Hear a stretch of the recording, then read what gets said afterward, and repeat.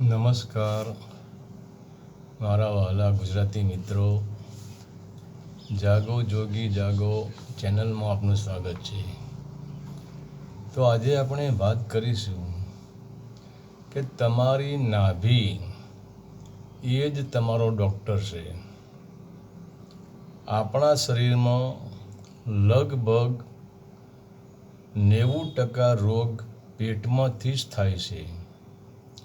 મનમાં બેચેની પણ અંદરથી જ આવે છે. તો જેમ એક ઝાડને તેનું ધોરી મૂળ લીલુંછમ રાખે છે, કેમ કે તે ઝાડનું ધોરી મૂળ તેનો આધારસ્તંભ છે, તેનું કેન્દ્ર છે.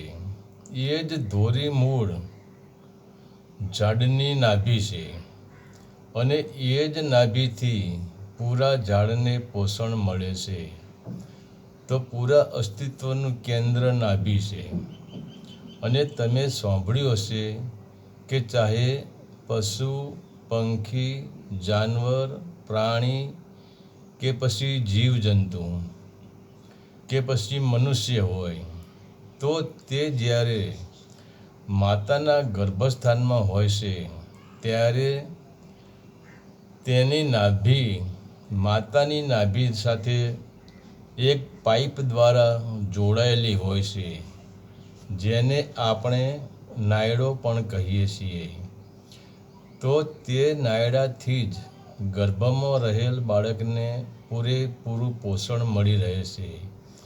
અને જ્યારે બાળક જન્મ લેશે ત્યારે તે પાઇપને કાપી નાખવામાં આવે છે, કેમ કે જન્મ પછી બાળકની નાભી સક્રિય થઈ જાય છે અને તે બહારની પ્રકૃતિથી શ્વાસ ઊર્જા લેવાનું શરૂ કરી દેશે.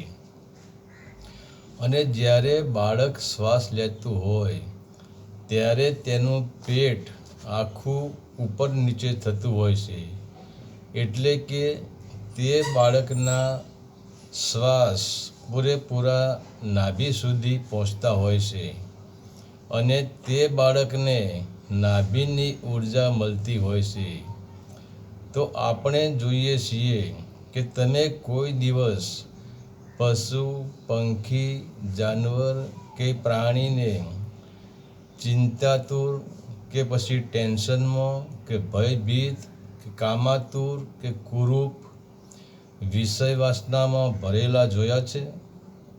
અને શું તેમને રોગ થતા જોયા છે? કેમ કે તેમની તંદુરસ્તીની ખબર એ એમની આંખ ઉપરથી ખબર પડી જાય છે. મનુષ્યને દિવસે પણ ચશ્મા પહેરવા પડે છે અને જાનવર રાત્રિના અંધકારમાં પણ દૂર સુધી સ્પષ્ટ જોઈ શકે છે. તો આનું કારણ શું? એક તો મૌન શક્તિ અને બીજું નાભી સુધી શ્વાસ. એટલે જ જાનવર પૂરેપૂરો વિશ્રામમાં રહેતો હોય છે, કેમ કે જેમ માના ગર્ભમાં બાળકને નાભીથી પોષણ મળે છે, તે નાભી એ જ પ્રકૃતિ છે. અને તમે જેટલા પ્રકૃતિથી દૂર થતા જાવશો એટલા જ દુઃખી થતા જાવશો.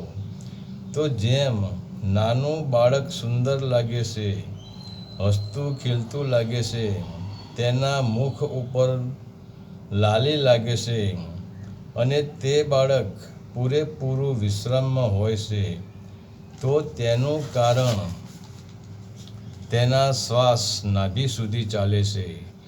પરંતુ જેમ જેમ મનુષ્યના અંદર પોતે જ નકારાત્મક ઊર્જા ભરતો જાય છે, તેમ તેમ તેના શ્વાસ ટૂંકા થતા જાય છે. તેના શ્વાસ છાતીથી નીચે ઉતરતા જ નથી. અને જો શ્વાસ નાભી સુધી ન પહોંચતા હોય, શ્વાસ જ આધાર સુધી ન પહોંચતા હોય, શ્વાસ જ મૂળ કેન્દ્ર સુધી ન પહોંચતા હોય, તો સમજી લેવું કે પ્રકૃતિની મહાઊર્જાથી આપણે દૂર થઈ રહ્યા છીએ. જેમ કોઈ પણ ઝાડ મૂળથી દૂર થશે તો પછી તેની લીલા સુકાઈ જશે, તે કરમાવા લાગશે, તે નિસ્તેજ થઈ જશે. કેમ કે જે આકાશમાં પવન સાથે ઝાડ નાચતું હતું, જેને સુંદર ફૂલ આવતો હતો, જેને ફળ આવતો હતો અને જેના ઉપર પંખી વિસામો કરતો હતો, તે બધું જ ખોવાઈ જાય છે. કેમ કે તે ઝાડ નાભીથી દૂર થઈ ગયું, પ્રકૃતિથી દૂર થઈ ગયું. એવી જ રીતે આપણે પણ નાભીથી દૂર થતા જઈએ છીએ. એટલે જ આપણને નાભીની ઉર્જા મળતી નથી અને તેના પરિણામે આપણે ચિંતાતુર, ટેન્શન, માનસિક રોગ, શારીરિક નબળાઈ, આંખોનું તેજ અને શરીરમાં નબળાઈ આવતો ઘણા જ પ્રકારના દુઃખ સહન કરવા પડે છે. તો આના માટે બે જ રસ્તા છે. એક છે અંદરથી મૌન અને બીજો છે નાભી સુધી શ્વાસ લેવો. તો તમે ગમે તેવા દુઃખમાં પણ પૂર્ણ વિરામમાં રહી શકશો. હરિ ઓમ તત્સત. આદેશના પ્રણામ.